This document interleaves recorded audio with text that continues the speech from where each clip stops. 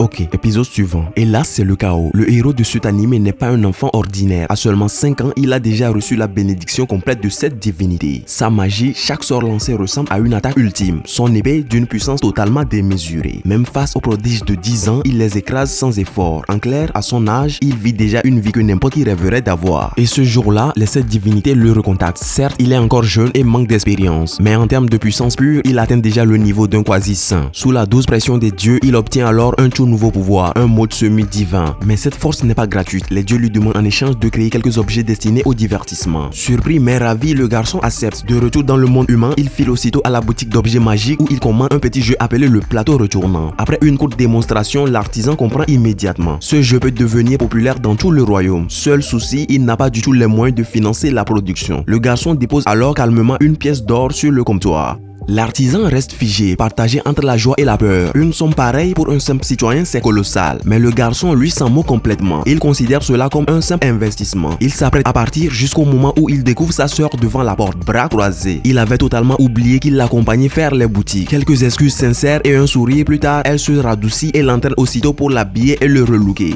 Très vite, la boutique termine le premier prototype du jeu. Le garçon le teste, c'est parfait. L'artisan, plus convaincu que jamais, demande même l'exclusivité de la production. Il conclut un accord sans hésiter. Mais le garçon ajoute une condition. Il faut produire une version noble et une version populaire afin que tout le monde, riche ou pauvre, puisse y jouer. Il commande alors 50 versions nobles et 1000 versions populaires. L'artisan en a presque le souffle coupé. La quantité est immense. Mais dès que le garçon ressort quelques pièces d'or, l'artisan passe en mode super motivation. Grâce au financement réglé, il dépose ensuite une demande auprès du dieu du commerce pour protéger le jeu pendant 3 ans contre toute copie. Une fois la prière terminée, l'échantillon est envoyé directement aux divinités. Le garçon commande ensuite 3 versions luxueuses du jeu, destinées à être offertes au roi lors d'un futur événement. L'artisan en reste bouche bée. Elle comprend soudain que le garçon n'est pas quelqu'un d'ordinaire. 2 jours et demi passent rapidement et la réception royale commence enfin. Le garçon y retrouve son ami de longue date accompagné de son père.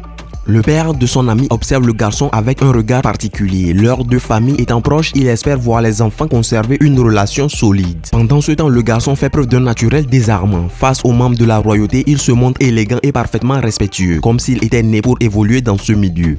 La réception regorge de nobles et d'invités prestigieux. Pour le garçon, c'est une opportunité parfaite pour observer le monde aristocratique. Il lit les émotions, salue avec tact et surprend plus d'un convive par sa maturité. Lorsqu'il attire enfin l'attention du roi, il lui présente le plateau de jeu de luxe qu'il a préparé. Le roi, intrigué, accepte son cadeau et lui adresse une évaluation plus que positive.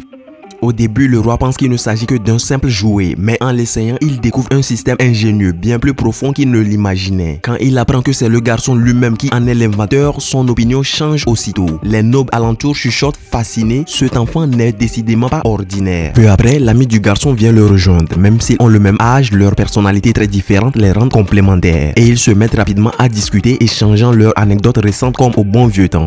C'est alors qu'un groupe de jeunes nobles s'approche, visiblement curieux de faire sa connaissance. La première approche est un peu maladroite, mais l'atmosphère se détend rapidement et tous commencent à parler de magie et d'entraînement.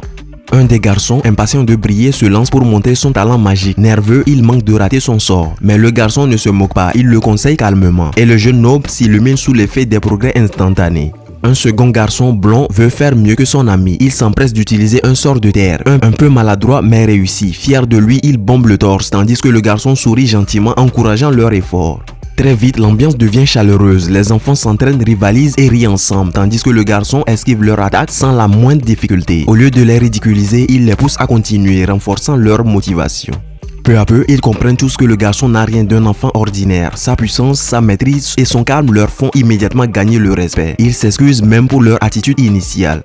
L'atmosphère devient totalement amicale. Le garçon ne reproche rien à personne et dissipe chaque malentendu avec tact. Les jeunes nobles inspirés se jurent de devenir un jour aussi talentueux que lui. Un peu plus tard, la princesse passe par là en voyant les enfants jouer ensemble. Elle décide de rejoindre le groupe. Charmée par la politesse et la maturité du garçon, elle développe immédiatement une affinité particulière avec lui. Une amitié toute nouvelle est en train de naître. La princesse, spontanée et fière, lui parle avec franchise, ce qui amuse le garçon. Il lui répond avec élégance, ce qui la rend encore plus curieuse à son sujet. À la fin, le roi revient lui-même curieux de connaître l'origine du jeu et envisage même de futures collaborations avec lui. C'est fini pour aujourd'hui. Abonne-toi pour plus de contenu.